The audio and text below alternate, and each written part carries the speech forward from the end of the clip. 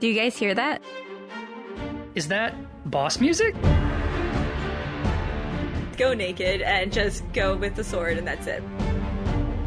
What do I do with all this? It says it in the title. I'm a slut for roguelites. Hello, and welcome back to the Unearthing Games Podcast. I'm your lead excavator, Nick, and today I'm joined by Erica. Hi, guys. So, we've been missing you for the past 2 weeks, but we're real excited to have you back. What have you been up to? I've just been working, which is why I haven't been on the podcast in 2 episodes. Very busy with work. Finally got a break now, so picked up some games to play. That way I can talk about them. It's literally like I finished work, and then this weekend, because we usually record on weekends, I was like, okay, let me play a game real quick so I can record and talk about it for Monday's podcast. Well, I mean, I've missed talking to you. Not that I don't like talking to Jacob and Phil about games, but I don't know. I like talking to you about games. You were the first one that I talked about games to on this podcast, and so I mean, this is true. But yeah, so definitely glad to have you back. I guess. What have you been up to? The only thing that I've really been up to this past week is I have once again taken the deep plunge into Kickstarter. Mm-hmm. I think over the course of a week, maybe 2, I have backed like 10 different Kickstarter projects, like a mixture of board game and video game. And so I don't think all of them have finished yet, but here pretty soon they're all going to hit my bank account and I'm going to be like, why did I do this to myself? But then like by the end of the year, it's going to be kind of like mini Christmas / birthdays, you know, where it's going to be like, hey, congrats, the game it's done and it's on the way, or I'll get like beta access to a video game and stuff like that. So, because I realized if you kickstart a video game and you don't at least kickstart up to the point to get like alpha or beta access, it's like you're kind of doing yourself wrong, you know? You should do that. That way you at least get to try it out in its infancy. You know, play it when it's a broken mess. That way when it's all polished and clean and ready to go, you're like, I was there for when this was broken. Like I remember playing RimWorld on super, super, super early access, and that game was jank back in its infancy. Because it was a baby early access game, and I remember like those videos. Like I think back to those videos of Sips that we watched way back when, and we played it back then. Yeah, when there were a lot of mechanics that weren't even fully flushed out. And so I'm really looking forward to. I think there was 2 or 3 video games that I backed. Granted, they're all like Stardew Valley clones, which I'm fine with. I love Stardew Valley. But yeah, so I'm really excited to try those out and see what kind of cute twists they have to the art style or the farm management formula, you know? Yeah. I guess on the whole Stardew, there's something else you bought recently. Oh yeah, I forgot. Yeah, it was a couple days ago. Was it Concerned Ape tweeted and he's like, "Hey everybody, it's a board game." And so, yeah. And then I didn't even catch it. You caught it, and you were like, "Hey, did you see this?" And I pulled it up, and like as you were telling me about the tweet, because you were like reading the details of the game, I just skipped that and went add to cart. So you were telling me about it, and you were like, "Does that sound cool?" And I was like, "Well, yeah, I just ordered it." So done. Done. And I'm actually really glad that I did, though, because like the very next day, I think he tweeted that they were sold out. And so it was like, well, I'm glad that I jumped on that wagon. My lack of impulse control paid off. So I'm sure that they'll do different iterations. I mean, he's got to, because I think he's been getting a ton of feedback. There's people all over the world that love Stardew Valley. Yeah. And I think that this iteration of the board game was only US folks. Mm-hmm. And so everybody in like Canada and overseas, they all want copies of this bad boy, so I'm sure they'll do like a 2nd or 3rd edition, you know, to push it out to all of them. But I mean, I'm actually really happy for Concerned Ape, because like Stardew Valley is another one of those ones that it came out early access, and it was a labor of love. Like I remember Jacob actually picked this up first out of all of our crew of people. Oh, did he? Yeah. And I remember I was like, Jacob, what is that game? Is that any fun? Like I see you playing that, and I hear people talking about it. Is it fun? I mean, you're running a farm. How interesting can that be? Yeah. And I remember when he first told me about it, I was like, it doesn't really sound like something I'd like. And then I think a year later, I bought it. Mm-hmm. I don't remember why, but I bought it.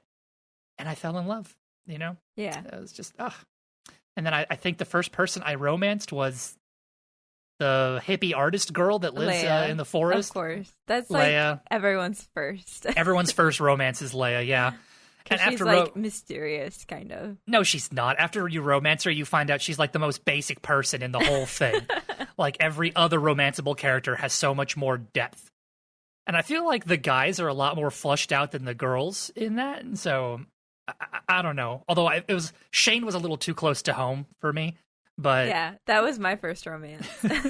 Of course, because you love me, and Shane is basically me in digital form. It's very close, yeah.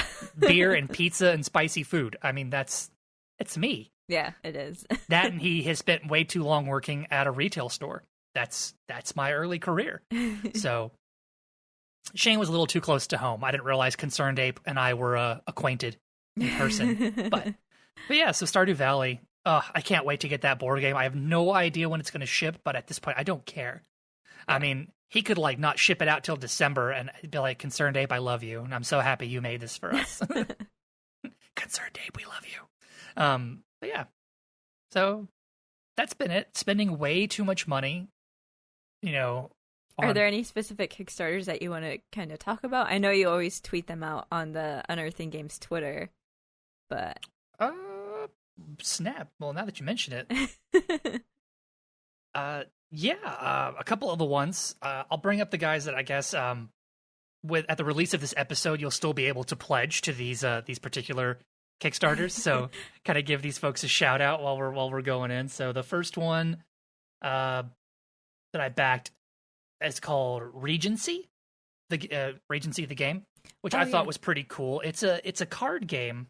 It's got a cool little player mat. So the premise is that you pick influential figures from history to play as. So there's I think it's like 18 different rulers you can pick. Yeah, 18 different regions that you can pick from. And so the goal of the game is to kind of create the most, I guess, the best regency that you can create while for your regime sort of thing. And so you're competing over different like famous influential people like artists and military commanders and things like that. Mm-hmm. And it had a really neat premise. But honestly, what really sold me on this one was that they even gave us a chance to try it out beforehand. Because part of their Kickstarter is they're like, hey, do you see the game, but you want to try it out before pledging your support? We've made a mod for Tabletop Simulator. Mm-hmm. So go download the mod and try it out. And so I pulled up the mod and I tinkered around with it for a while, and I thought it looked really neat. Yeah. Okay. I know we haven't been able to pull together the full group to play it yet, but but I tinkered around with it, and I just thought that was such a really fantastic way of kind of like saying demo our game, you know? Mm-hmm. I always wondered how board game devs felt about tabletop sim mods, you know, where it's like, this is our game that we want you to pay, you know, $20 to $50 for, or you could play it for free on Tabletop Sim because someone made it into a mod. Yeah. And I thought it was cool that these guys, I think it's Peak Games, Pique. Mm-hmm. They were like, they just leaned into it and they're like, people are going to do it anyway. Try it out, you know? Yeah. And so I thought that was really great. So I'll have links I'll make sure I include all the links to these Kickstarters in our field notes. Yeah, and we'll have to talk about these once we actually get them and play them. We totally will. Like, we're going to have dedicated episodes for these guys. The next one is a video game that Stardew Valley-esque. It's called Roots of Pacha. Pacha. Pacha. Kind of like the guy from Emperor's New Groove, right? Pacha. Oh, yeah. Isn't that? And it's farming in the Stone Age. So it looks kind of like Stardew Valley, but prehistoric sort of thing. And it looks really cute. Like, it's designed to be multiplayer. So it's kind of like you and your friends play this like ancient tribe that is surviving, I guess. You know, like y'all are in this land called Pacha from what I heard in the trailer. It looks really cute, looks really clean cut. It's very popular. Like, they are already more than double their desired funding. So they got like almost 2,000 people back in the game. Yeah, I saw this one, funnily enough, on the Can You Pet the Dog Twitter.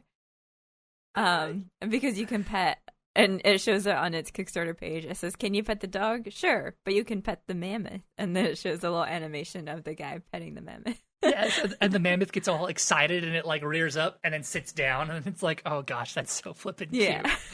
So, Roots of Pacha, it's still got. I think it doesn't close out until like the end of March, so plenty of time if you're interested in that sort of thing. And then the last one I'll mention, because there's a lot that I funded. Most of them are already done and they have my money. Yeah. The last one I just funded yesterday is called Tiny Epic Dungeons.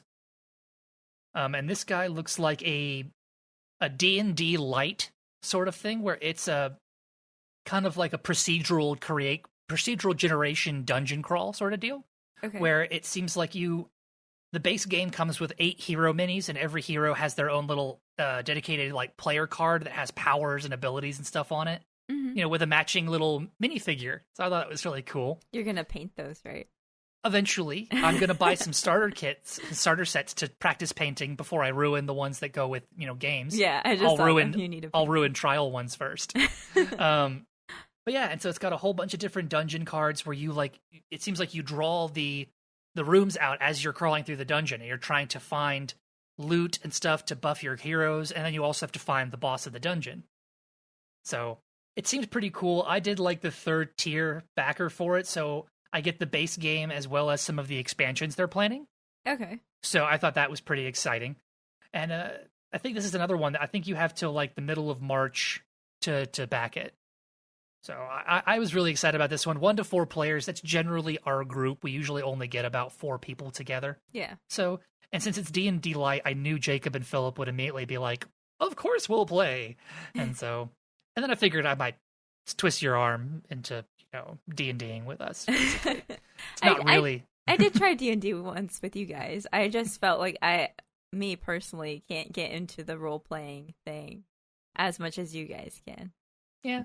And I think even our group has a bit of a hard time going from the numbers on a piece of paper to I am a character kind of thing, Yeah. It's hard for the whole separation of the two. I very much get into the whole, well, my character does this. And it's like, or you could act it out, It's yeah. But this looked really cute. I thought it looked really cool. Plus, it looks like it has a lot of like nice little minis, great table presence. Mm-hmm. So very excited about that one. So Tiny Epic Dungeons. So real stoked. So you actually got me back into all of this Kickstarter stuff. What have you been backing? Anything cool? I think I've only backed one thing, so I'm still waiting on Fire Tower to ship. And they gave us updates recently that they're in production and they're waiting. Oh, the expansion for Fire Tower, yeah. Right? Oh, sorry, yes, the expansion. Yeah, I'm super excited about that. We already talked about Fire Tower on the podcast. Such a great game. I love Fire Tower. I really like that game. It's easy to learn, but really fun, and it could be super fast paced once you get a hang of it. Oh, were you ever able to? I think you said the Kickstarter had an expansion thing where you could get the cute bowl. Were you able to get the cool bowl? No, I didn't buy the bowl. Oh, that's okay. Someday we'll get it. Yeah, I didn't buy the bowl. We'll have to make one for ourselves or something. I did get the Eternal Flame, which is like a big flame piece for the middle. Oh, that's cool. Yeah, because it's always like you can't really put the center of the map out, so they just give you a big gem to put there in the middle. Yeah, and you could put like a little battery tea light in it, battery operated, so it could flicker and stuff like fire. I think it's gonna look awesome. So that's excited. Gonna be flipping perfect. Like you're gonna blow Philip away. Like we're gonna pull the game out and set it up, and you're gonna flick that tea light on and plop it in the middle. Yeah, and he's gonna be like, nice. So I'm waiting on that. I'm still waiting on what was it? Dragoon, the Might and Magma expansion. They're also just in production. Is that the second add-on, right? Or third add-on for Dragoon? The second. So the first one was the Rogue and Barbarian, and then this is the Might and Magma. But the one I recently backed, this one already ended. It ended on the 25th, I think. Okay. But this is Maquis. I'm assuming French. It's Maquis. Yeah, I think that's Maquis. And this is a solitaire worker placement strategy game. You said a lot of words that I really like. Yeah, worker placement. I know you love those kinds of games. Also strategy. Solitaire, you don't necessarily play a lot of solitaire games, though. But maybe if I learn this and I love it, maybe I could get you to teach me to play solitaire. Yeah. So, oh my god, that's the easiest game to learn. Don't judge me. So this one it's based on the Nazi occupation of France, and you're like the resistance, and you're going on these like little missions. And so I guess that's what like the worker placement portion of it is. This is the second edition of this game. So this game is already out there. Oh, so it's like a reprint. Yeah. Yeah, Okay. This is a second edition. It says 1 player, ages 14 and over, and then it takes about 30 minutes to play. And this is by Side Room Games. So I'm looking forward for this one. Like I said, I kind of want to look into more solitaire games that aren't just like place cards, because I know, solitaire itself, you're playing with cards, and then Cristallo was really, really good, but it was also a card placement game. So to see something that was a bit different in the worker placement strategy type of genre as a solitaire game, I'm really interested to see how this works. I'm sure if any of you guys have already played this game out there, please let me know how it is.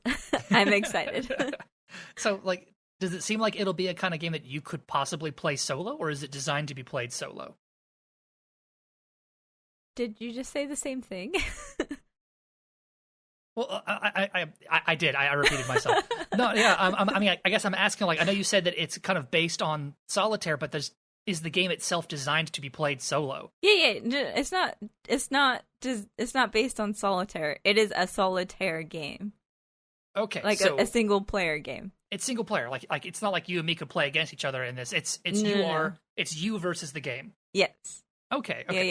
Yeah. It's a solitaire game, not a solitaire based game. That's I misunderstood. Sorry. I thought that you meant that the game style of it was similar to that of solitaire. No. But maybe you could play multiple people. How would worker placement work in solitaire? I have no idea, but I'm intrigued to see how these people do it.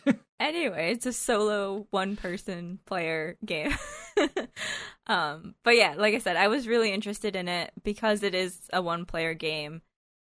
That always intrigued me. As I said, growing up, my sister never wanted to play games with me, so it was just me, and there's not a lot of just one-player games, and there are a lot of, 1 to 4 player games where there's a one-player variant that's a little different and not the full experience that you would get when you play with other people.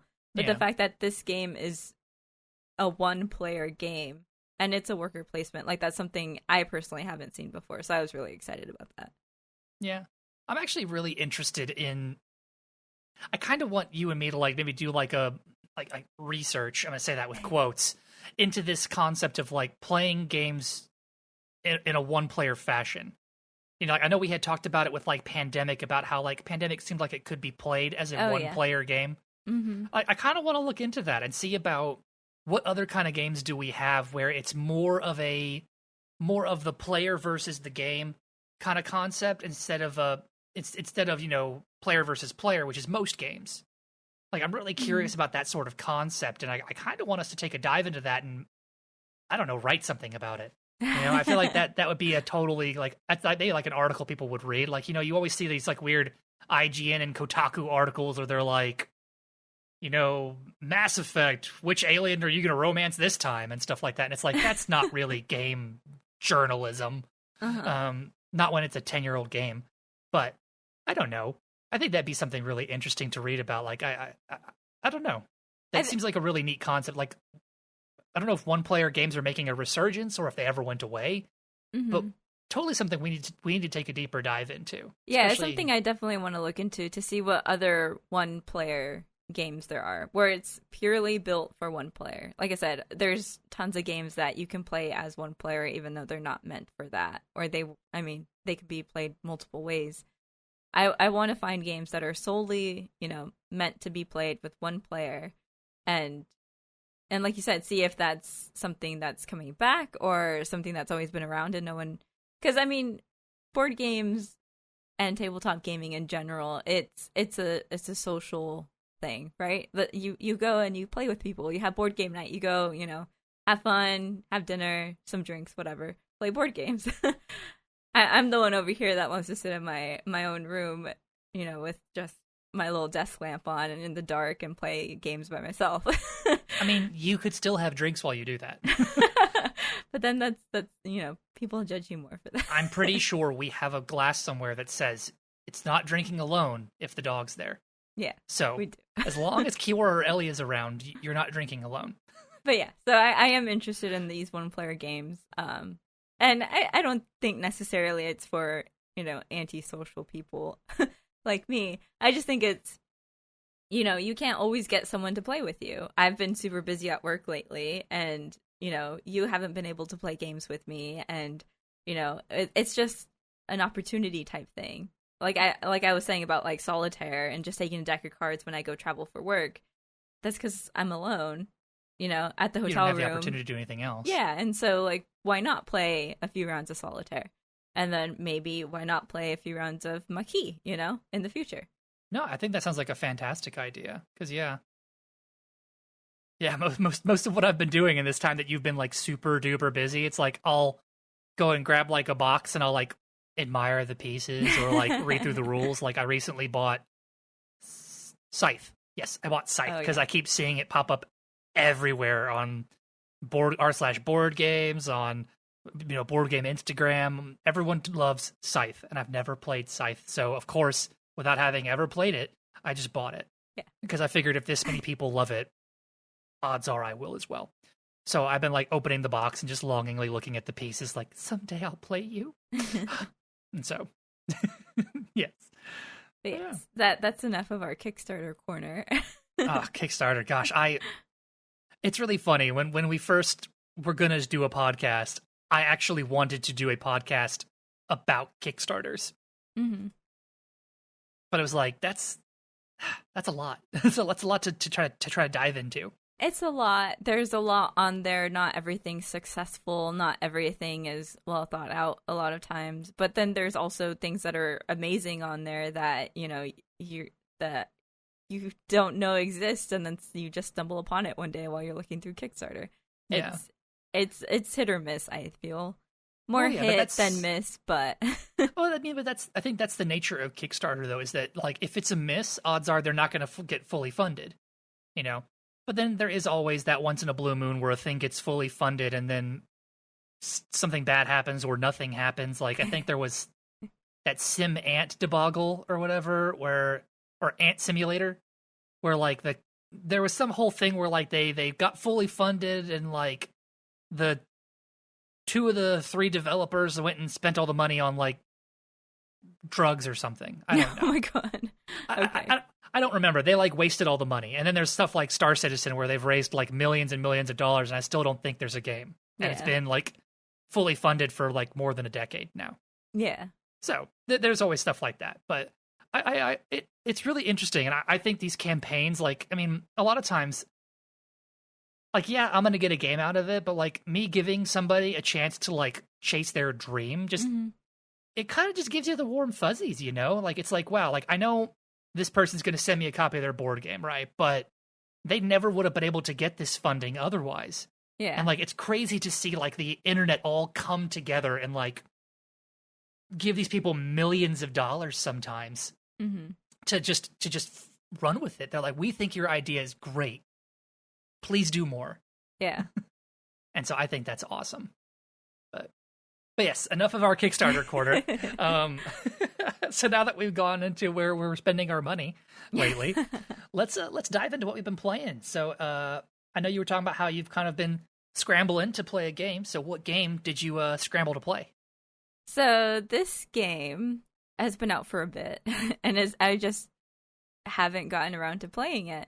This is They Are Billions, and this is by we just looked it up, New Mansion. Yes. New Mansion sounds right. Yes. New Mansion Games. We just looked up the pronunciation. They're the developer and publisher. On Steam, the tags are base building, colony sim, strategy, survival, zombies, and RTS. I'm sure you guys have seen this game. It's like I said, according to this, it came out in 2019 was the release date, and I'm sure it was out before that in, like, early access and stuff. But the premise of the game is you're starting off with this like little town hall base type of thing, and you have 4 military units, and you're in a world that is infested with zombies, and you're trying to protect your little home base and obviously your civilians and stuff as well as you can. Like I said, this is the first time I'm playing it. It seems really fun. I need to get a lot more into it, I feel. So I tried playing the campaign first, and the story was basically, way back when, because I think this takes place in like 2206 or something like that. They talk about like decades or something like that before. People back then ruined the world and created these zombies. And so now they've had to fight and try to learn how to live in this world that has zombies. And they're in this town that's like inside a crater, and it has like really tall walls and stuff. And that's where humanity is right now. And the king basically wants to expand and take back the world and what land, was ours before. And so that's like the whole intro bit, and then it goes to, you walk up to the king and he's like, oh, why do you think you're worthy, type of thing. You think you can do this? So many people have failed before you, but sure, go ahead and try. And so he sends you out to a random place in like the forest and stuff, because I guess when the world's just desolate, that's all it would be, right? Forests and rocks and stuff. Nature. It's everywhere. Yeah, it's all just nature. And you have your own little base, and then there's like a train that's set up to come and deliver people to you. So you start setting up your base, and you start with, the main command center type thing, and you build houses, and you build defenses, and you recruit more soldiers and people, and you have to balance the food and the electricity and resources like lumber and stone and iron. And all of it's just, like I said, balancing, because you need military more than anything, because you need to protect yourself from the billions of zombies. That's why they are billions. But at the same time, you need power for the houses that you get soldiers from, and the houses need food, and the food sources need wood to be built, and so supply chain. Yeah. Ugh. It's a big balancing act. The one thing I didn't quite like about this game is today was the very first time I played it, and going in through the campaign, I figured, this would be kind of the intro into it rather than just going into a survival mode, because it has 2 different modes. It has campaign mode and then survival mode. Well, I went into the campaign and I started the game, and it didn't tell me anything. The only tip that popped up at first was you can pause the game. Yes, it's an RTS, but you can pause it. And I was like, okay, that's helpful. And then it didn't give me any more tips. Like, I didn't know what I needed to do. Like, do I need to build, like, obviously I need to defend this little house, so I need military units, and I don't know what these buttons do or what what any of this is. And then so I called Nick over and I was like, what am I supposed to do? You've played this game before. What do these mean? And he's like, okay, well, this is the where you find your resources, and this is where you build houses. And so he kind of had to walk me through it. And I realized as I was going, after I built like a few houses and like a food resource, like a hunter's hut or whatever, then a little pop-up came up that said, oh, you might need to build this. And it's like, okay, but how am I supposed to get from you can pause the game to building all this stuff to the point where it's like, okay, now you can build a workshop? Like, I don't understand that. So that's my one big thing with this. But I really like this game. Like I said, it's a balancing act, and I played it a few times today. So I didn't do the first campaign level very successfully, so I was like, I'm just gonna go survival and see what that's like. Trial by fire. Yeah. And so I went, and I was doing okay. I got today, like, I was doing it on the 100 days, because you can select different settings as far as, and it has different like levels of difficulty. So I did the days as 100, which is supposed to be challenging.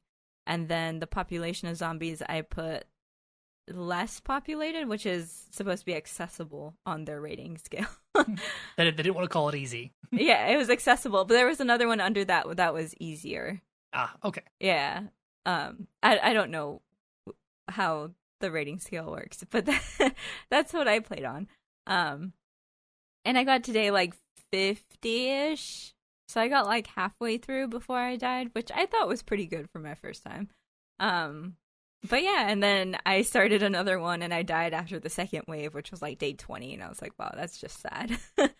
So I had started another one, so I've played 3 rounds, I think, and I died on this last one also around day 40 something.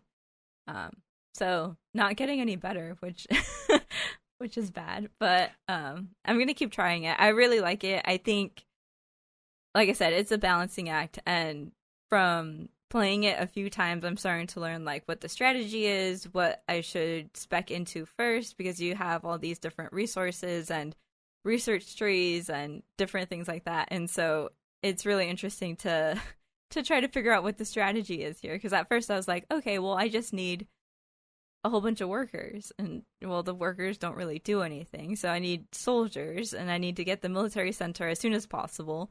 But then I don't have any workers to actually make into soldiers, so that doesn't help. So I'm still trying to figure it out, but I think it's pretty great. I know, Nick, you've played it before. What are your thoughts on it? Yeah, I picked this guy up back when it was on early access. I think when it first dropped, it was one of those Twitch, YouTube sensations. Like all the big players, movers and shakers were out there talking about they are billions, and I was like, well, I'm a sucker for trends, so I jumped on the bandwagon, and holy cow, it is as fun as it looks. It really is. But yeah, it definitely, like from what you were talking about as far as like the like strategies and kind of thing, there's definitely like, I'm not going to say like a proper build order, but there definitely is like different build order strategies that you could try to develop into, because it totally is a balancing act, but at the same time, it's almost like you're racing down the tightrope, you know? Because it's like, okay, I have to balance, getting my resources and spending my resources, but you also are in a hurry because it's like, yeah, it's 100-day long, or you said it, because I think you could set it for longer than 100 days even. Yeah. But like, yeah, you have 100 days on the base thing, but every like 10 to 20 days, they send a big attack. Yeah. And so it's like, well, I'm just sitting here minding my own business, building my walls and stuff, and then all of a sudden there's an attack, and it's like, I only have 6 archers. Yeah.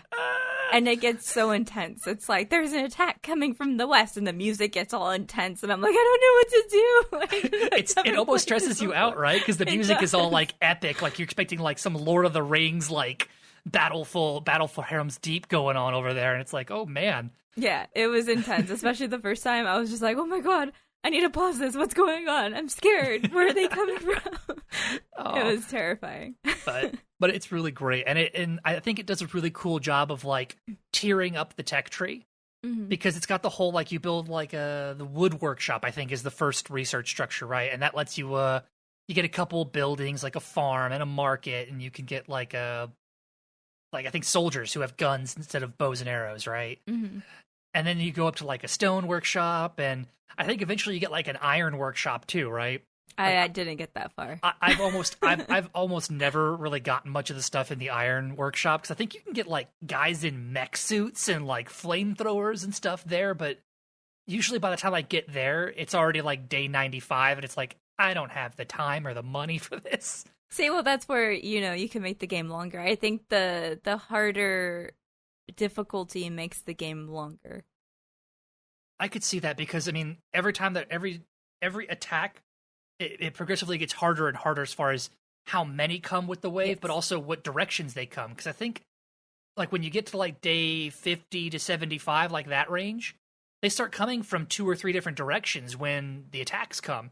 They'll be like, oh, they're coming from the north and the east. And it's like, oh, well, it's like we're dividing our forces to try to keep them out. Yeah, it also varies the type of zombies that are coming. Because at first, it's just, like, zombies. And then it's like, there's some that run, and so they come at you a little bit faster. And then there's, like, these big fat guys that come, and they're just, like, tanks. Oh, yeah.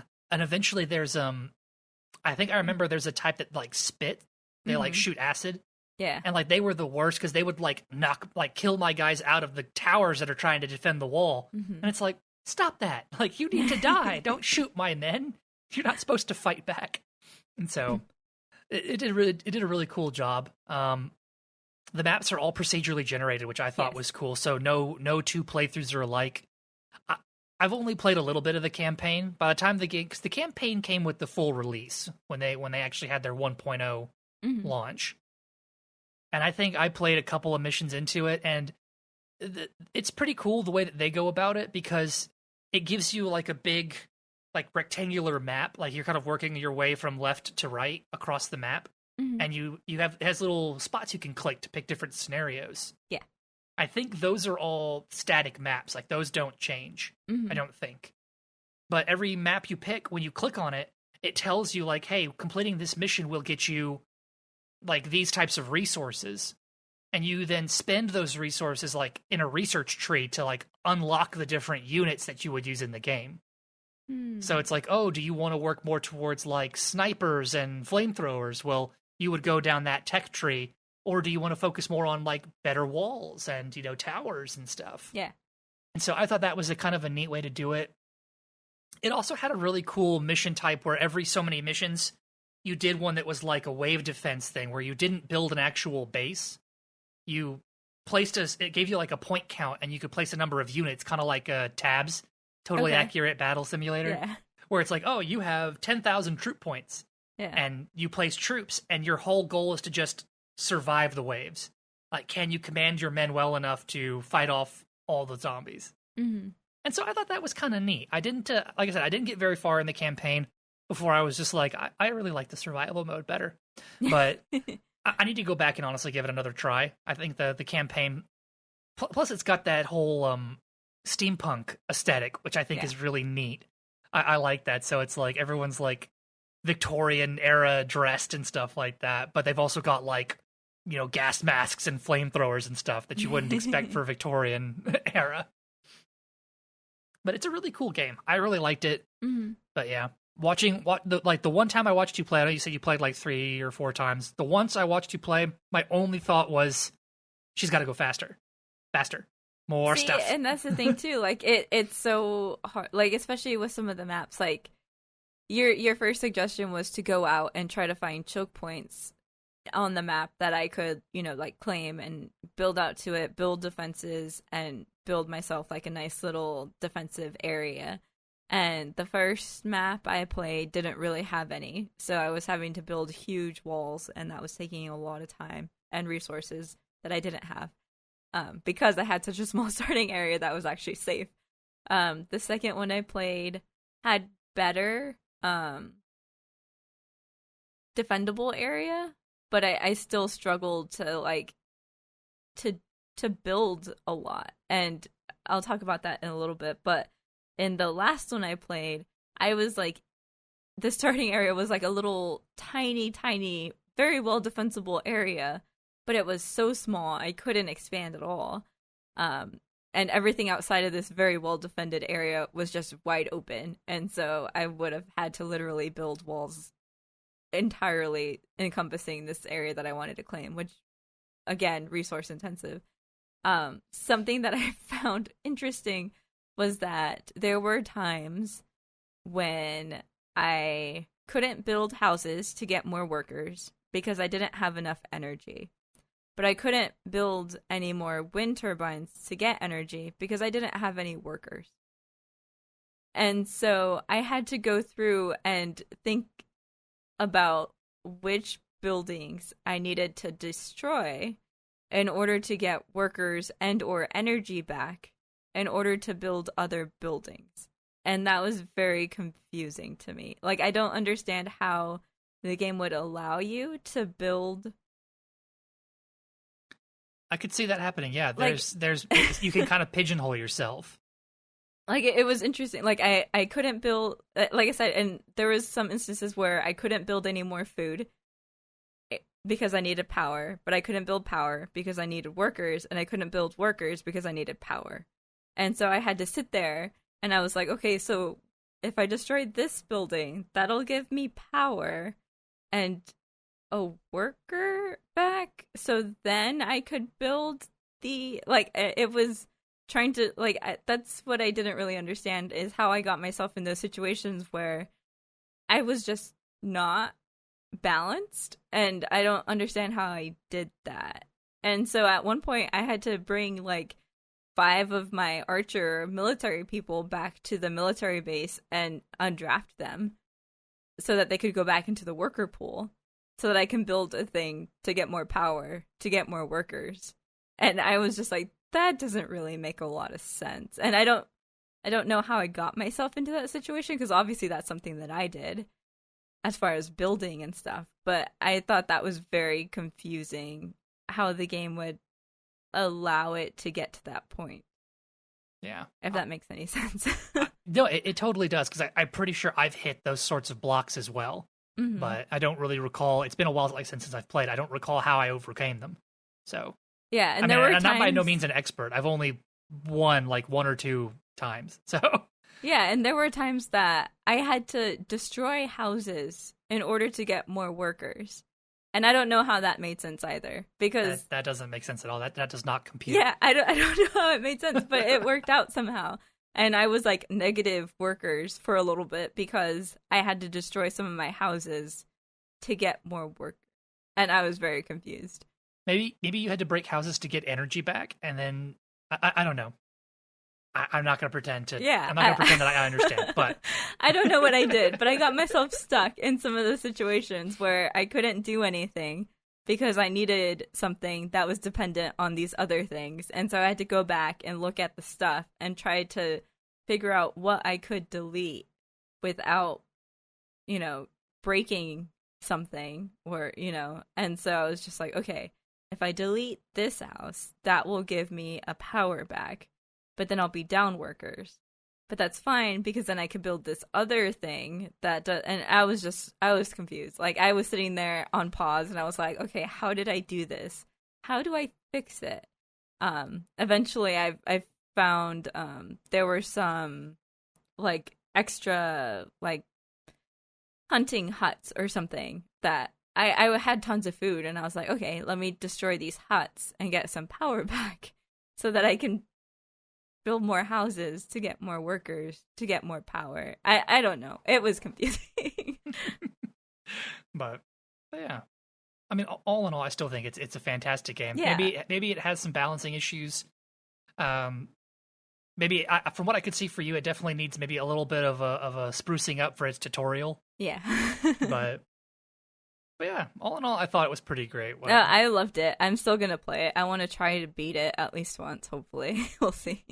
You're gonna, because that's what happened to me. I had this fire lit under me when I first got it, where I was like, I have to win at least one. Oh, I say that, and I still haven't gone back to Retropolis. I want to go back to so many games. I haven't gone back to Retropolis to try to beat it. I haven't gone back to Oxygen Not Included. That's also, I was recently very busy, so maybe now I'll have more time. Maybe we'll have to start that game club we talked about, where we all go back to games and play it, where all of us play it and talk about it. Yeah. That might be something cool to do. But yeah, so They Are Billions by New Mansion Games. Yes. Did I say that right? New Mansion? I'm assuming that's how hopefully. It was pretty great. All right, so the game that I played this week is called Ikenfell. Hopefully I pronounced it right. I'm pretty sure I heard somebody in the game say it. Ikenfell. This is a turn-based tactics RPG, which I love turn-based tactics games. So the tags for this game on Steam are indie, RPG, LGBTQ+, and female protagonist are the ones that I see for it. I also have pixel graphics on there. Oh yeah, absolutely. It's a pixel graphics game, which is part of what drew me to it. Yeah. It is developed by Happy Ray Games and published by Humble Games. And I've noticed that the Humble Games, the folks behind Humble Bundle, mm-hmm. or I guess Humble Bundle are the folks behind this. They've published a lot of fantastic games, so I'm probably going to be picking up a lot of their catalog as well. Man, we keep finding publishers that I'm just like, I love your stuff. So Ikenfell is a pretty cool the base premise of the game is it's got this you play a girl who is looking for her sister who has gone off to magic school. Ikenfell is the name of the school. And I guess she would like always write home and stuff like that, and she stopped writing home. So her sister, who is a person with no magical power, decides Very that creative name. I know, right? She decides that, well, she always writes us, like X amount, over X period. So I'm gonna go check on her. So you play the girl looking for her sister, and it's got this just sort of like feel good, like Harry Potter style, where it's like a bunch of the students kind of like she slowly winds up meeting like her sister's classmates, and they all eventually kind of band together to solve whatever is going wrong at the school, because there's like some big magic cataclysm that's happening that I kind of need to go and play it again to try to fully understand what exactly is happening. But it's really cool, and like I said, the whole Harry Potter style. The students are are investigating the problem when like the teachers can't even figure it out, kind of stuff. I always thought was kind of cute. Fantastic pixel art style. The turn-based tactics thing I thought was great, because a lot of turn-based tactics games have a tendency to kind of make themselves too deep as far as the tactics. Like it'll be like, it's a huge map with so many options, and you can like move around here and like get the high ground and take that, Anakin, and stuff like that. But this is like, it gives you a cool, for the turn-based tactics, it's kind of like chess or checkers almost.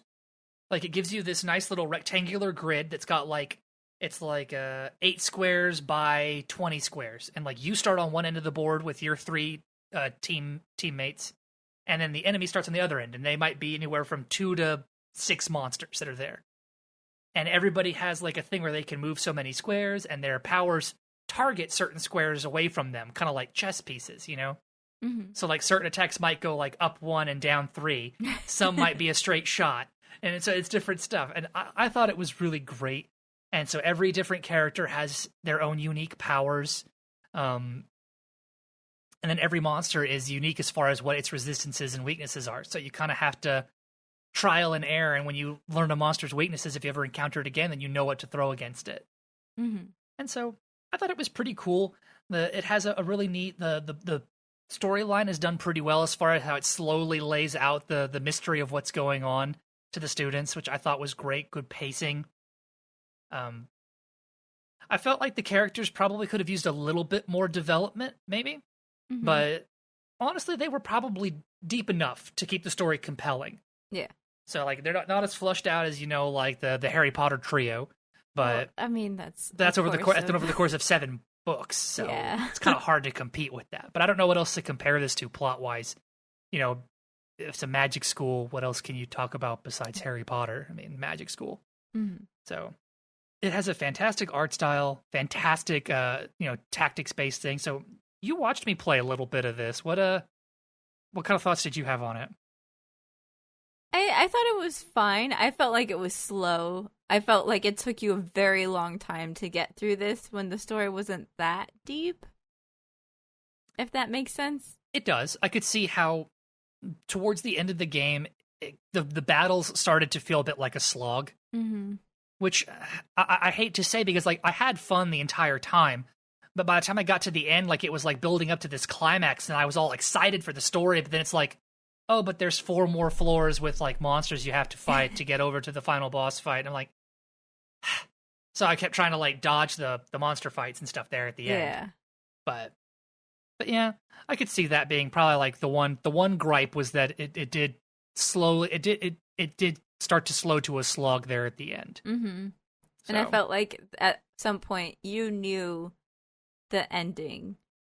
Like you knew where it was going, and they still made you go through like 3 different mini boss fights before you even got to the end. Yeah, I could see that. Like by the time like they did a really good job of building the mystery up, but then at the very end, it did kind of like, oh well, you're almost there, but here's some really hard boss fights before you can get to the final boss. Yeah, or it was like, oh, you know what you need to do, but make sure you go and get this other person to come help you first. And it was just like, okay, I guess I'll go over there. Yeah, it's like, Sure. why do I need Professor Brickbreaker when, we haven't needed any other professors this entire time, Yeah. but we have to go get her so that she can, help us out here. Yeah.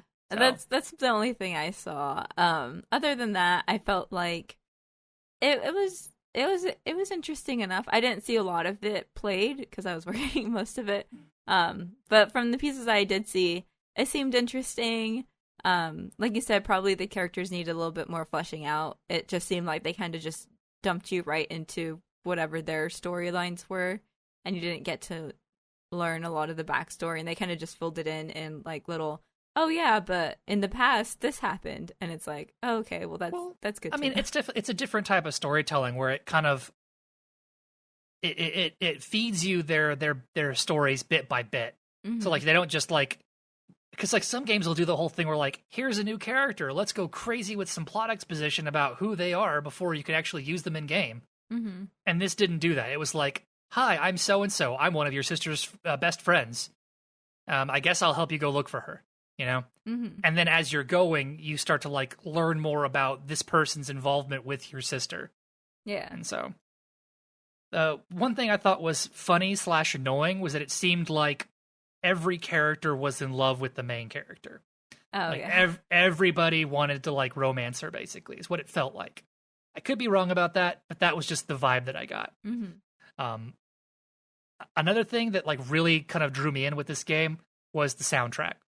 I felt like it had an amazing soundtrack to it, which I guess kind of made up for the fights feeling a bit like a slog. Was that the battle themes and all that just kind of were foot tapping, and you're like, all right, let's go, yeah. And so it was pretty good. Like I said, all in all, I really liked it. I would definitely give it a 10 out of 10, or at least a 9 out of 10 for me. Like I said, very good game. I really enjoyed it. I'm happy that I got the chance to play it, because like at passing glance, it's probably not something I would normally have picked up. Yeah. But once I picked it up, I was like, oh my gosh, turn-based tactics, what? Because I feel like it's hard for me to find a good turn-based tactics games nowadays. So, Ikenfell by Happy Ray Games. I if you like turn-based tactics, if you like pixel art, if you like Harry Potter style stories with like teenagers solving the mysteries that grown-ups can't solve, Mm-hmm. then this game is right up your alley. So I really liked it. Definitely recommend. So those were our 2 games. I guess, Erica, you want to kick us off and tell us about the board game we played? Yeah, so this game I bought recently, and I think I'm very happy with this purchase. So this is Sagrada, and this is published by Floodgate Games. The designer is Adrian Adamescu. I think Adamescu sounds right. And Daryl Andrews, and the artist is Peter Walken. I really love this game. So this is a dice drafting game. And the concept of it is that we're all artists working on our stained glass window panes is basically what the premise of it is. And so it's got a big bag full of dice, and they're all different colors. I think it's like purple, yellow, blue, red, and green are the colors of the base game, at least. I know there's supposed to be an expansion. I don't know what colors are in that, but that's the base game. They've got to add more, being that like I think the expansion adds 2 more players to it, so it's got to add at least 2 more colors, right? I would think. Maybe not. I don't know. But so the whole thing is, like I said, you're trying to make a stained glass window, and so you get these really cute, like, thick cardboard stained glass windows with a grid at the bottom where you can actually fit your dice into, and it's got a little slot at the very bottom where you slide a card in. So at the beginning of the game, you're dealt 2 cards that are supposed to be these types of stained glass windows, and you get to pick one, and they're dual-sided, so you get to pick out of one of 4 designs, and they vary in the level of difficulty as far as how hard it is to fill in the card. But you pick it, and then you slide it into this little cardboard thing, and so it lines up perfectly with the little grid it's got, and so your dice fit nicely on top of the little card that you get, which I really love. But so the rules of the game are, you pick dice, 2 times the number of players plus 1. So if it's a 2-player game, you would pick 5 dice. If it's a 3-player game, it's 7. So basically each round you're picking 2 dice. And the way it's played, you roll the dice, and whoever rolls it is the first player. They get to choose 1 die, and then it goes on to the next player. And then if it's only 2-player, which is what we played a lot of, it's the first player chooses, the second player chooses, the second player chooses again, and then the first player gets the last choice. And then the 1 remaining dice is used on the round tracker, which I really like, and it actually does have a purpose too. There's some optional, well, not optional, but there's some cards that give you the option to use those dice, which I think is cool. But the rules of placing your dice on your stained glass window are color-based and number-based. So you can't play any colors next to each other, meaning like left, right, up, down. You can do it... Or orthogonally, right? Yeah, orthogonally. You can do it diagonally, so that's fine. But, up, right, left, down, you can't do that. And it's the same rule for numbers. You can place them wherever, you just can't place the same one, up, down, left, or right of another number of the same number on another die. So and you can't have 2 6s, you can't have 2 greens or whatever next to each other. Yeah, and also you have to follow the rules of the card that you selected. So the card that you selected will be challenging based on different things. Most of them have like a specific color, like there's a yellow card that's got like a diagonal of yellow. But you have to follow the rules of the card also. So if there's a square that's yellow, you have to play a yellow die there. And if there's a square with a number 5 on it, you have to play a number 5 there. You can't play anything else. And so I think the first time we played it, I messed up in that sense where I played a number 2 die on just a blank space so I could play whatever I wanted there. But it was right above a number 2 die space. And so I just blocked myself from doing that. Yeah. From playing that last die, which was annoying. But it's a thing. So... And I think that totally kind of ties into the scoring, the overall scoring for the game. I mean, because the way that you win the game is to have the most points, obviously, right? That's most games. And so this game has a ton of ways for you to actually make points, but also, I guess, lose points. Everybody starts out by drawing a secret objective card. From what I could tell, they're all the same. It is basically, it encourages you to try to have more of a single color on your board, on your window. Well, so, like, the highest number, like the highest sum of your die of a color. You add up the total numbers of that color on your window.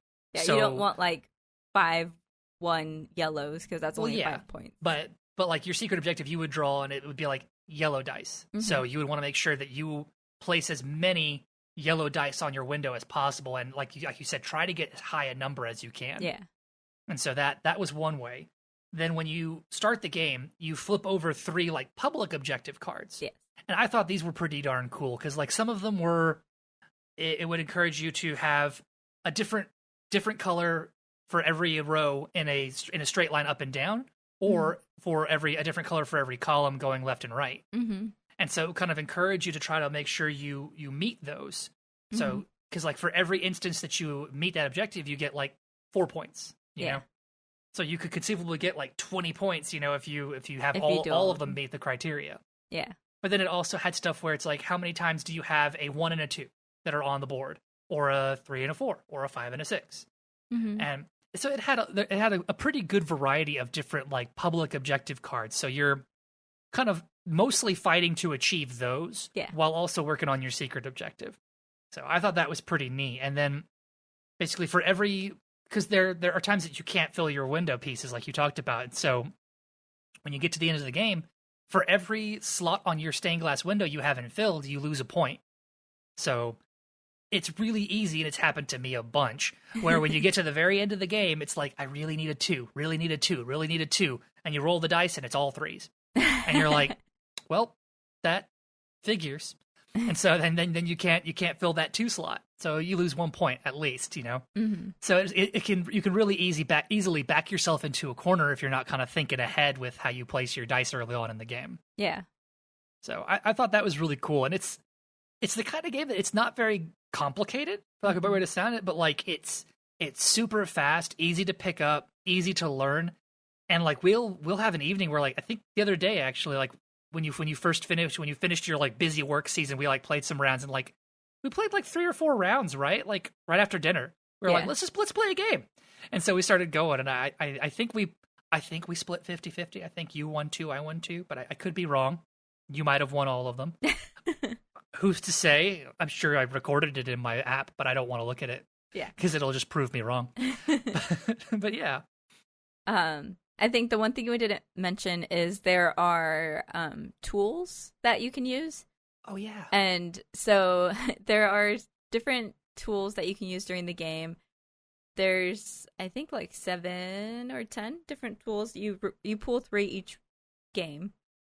And the 3 of them do various things. So, like, if you're in a situation like Nick mentioned earlier where you really needed 2, but all we rolled was 3s, there's a tool that lets you pick up a die and re-roll it. Or you can pick it up and add 1 to it or subtract 1 from it. So you can make it a 2 if you needed it, or make it a 4 if you needed it. And then there was an option where you could take one of the dice that was placed on the round tracker. Yeah, the tracker. Yeah, you can take one of those in exchange for one of the ones that was in the drafting pool. Or you could, what was some of the other ones? You could swap die placements. I think the easiest way to sum it up would be most of the tools kind of let you break the rules, basically. Yeah. Most of the time. Like, a lot of times it'd be like, place this and ignore the color restrictions, or place this and ignore number restrictions. I think there were a couple that also let you could take a dice off the board and re-roll it, or you could take a dice and put it back in the bag and draw a new one and roll it. Yeah. So you don't know what you're going to get, but if you don't need any yellows and it's all yellow, maybe you'll get something that's not yellow. Yeah. And the way you use these tools is, so it's really based on the difficulty of the card that you picked. So each of the cards has a difficulty from 3 to 6, I believe. Yes. And so for each little pip of difficulty you get a little marble. So if you pick 6, you get 6 marbles, and you have to pay a marble per tool if you're the first person to use it. And if you're, the second person, and even if the first person uses that tool again. So it's really just the first use of that tool. Everyone that uses it after that has to pay 2 marbles to use it. And your marbles also go to your score at the end. For every marble you have at the end, you get a point. So it might not necessarily be worth it to get, to use 2 of your marbles to get 1 extra point, because that would be, Well, it's like those couple of points for, like, if you save 1 or 2 marbles, that could, those 2 to 3 points could be the difference between victory and loss. So yeah. So I get it. I think most of the time I wound up like burning all of my marbles. I was like, I need to use this stuff. Reroll the dice, add the numbers, change it, something, please. Yeah, I think it's a really fun game. The scoring track, when we first looked at it and we first played, I think our scores were like 40 and maybe like 30. I think I lost. The first time we were like 20 and 25, 27. And I was like, how the heck do you get up to 50 and beyond? Yeah. And then like the very second time we played, you like got to 55 or something. I was so excited because the scoring track, it goes up to 49. Well, it goes up to 50. And then your little marker token, you flip it over and it says 50, and then you add the next round to it. And we were just like, how do you even get above 50? I don't understand. Like, this makes no sense. There's no way you could ever do that. And then we did. And it was like, okay, you can do it. And we found that the way that you do that really is doing the public objectives, because those are usually worth more points than just however many numbers you're going to get of that same color. Yeah. So it was really great. I honestly, I know that this game has a couple of different expansions that I've seen. Mm-hmm. It's got a base one that just adds 2 extra players, because this is a 2 to 4 player game, or 1 to 4 players, 1 to apparently. 4. Yeah. 1 to 4. Because you could totally just you play play you against the game. Yeah. Try to get your high score, basically. Mm-hmm. And so one expansion adds player 5 and 6 to it. And then the other 2 seem like they add new mechanics to it. Like I saw one that adds like some dice that have like arrows on it that point different ways. They also each add new public objectives, and I think one of them even adds new private objectives as well. So really excited to check those out. Definitely going to pick them up as much as we like Sagrada. Yeah, it's like, this is one of my favorites. And it, like I said, this is something that I would play with people that don't really play board games. This is so easy to pick up. It's just, you're literally just rolling dice. I mean, and we actually went and bought a dice tower just for this game because rolling dice. Plus, the dice are pretty. They are. The dice so for this pretty. game are pretty. It makes me happy to watch like the pretty colors trickle down the dice tower. Yeah. So it's fantastic. Cannot recommend this game enough. 12 out of 10. Go buy it. I'm going to buy all the expansions. I might even buy my brother a copy. Who knows? Just because it's so great, and I want to support these people. This would be a really good game for kids. It would be, because it's numbers and colors. It's numbers and colors. It says age 14 plus. And then the community says it's 8 plus. I would agree more with the community. As long as you know numbers and colors, and you know, don't put the same ones next to each other, anyone could really play this game. You really just have to have some basic logic skills to be able to do this. Yeah. I mean, maybe reading the tool cards could be a bit more complicated for a younger kid, but I think if you can read, then I would say that's literally the barrier for entrance. Can you read and comprehend what you just read? Yeah. Because if you can, then you can play this game. Yeah. I could see my niece having a fun time with this. Mm-hmm. We'll have to bring this next time we go and play with them. Maybe bring this one over and give her a shot. Yeah. I think this, I mean, like I said, it's colors and numbers. Like, there's not much more complicated than that. Yeah. I hadn't thought about that, but you're totally right. This would be really, really good for younger ages. Mm-hmm. So we'll totally have to bring that around. That'll make my older brother so happy, because his dream is to get his kids included. Like his kids just got into video games and he's already tickled pink. So when he gets them all into board games, he's gonna just be the happiest dad ever. So, but yeah, Sagrada. So I think, like I said, 12 out of 10. Go pick it up. We will have links to all of the games we discussed today in our field notes and on our website, unearthinggames.com. So go and check that out. We also have the full episode catalog there. Yeah, and I guess that's been it for us. We'll catch you guys next week. Thanks for tuning in. We're glad to have you back, Erica. All right, bye, y'all. Bye.